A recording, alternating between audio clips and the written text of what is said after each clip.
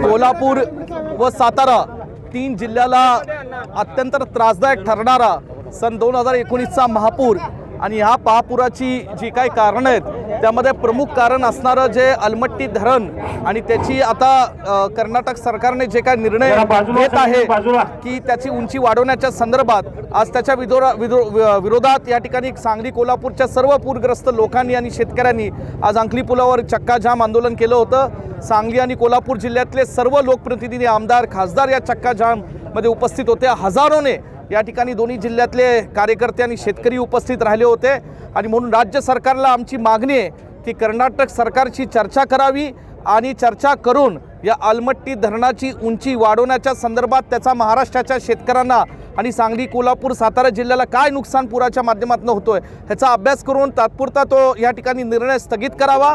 केंद्र सरकारशी चर्चा महाराष्ट्र सरकारने ताबडतोब करावी।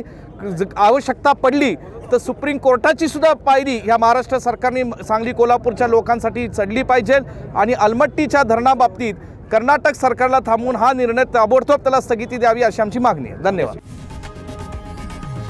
लोकशाही मराठी ऐका, पहा, जागरूक रहा।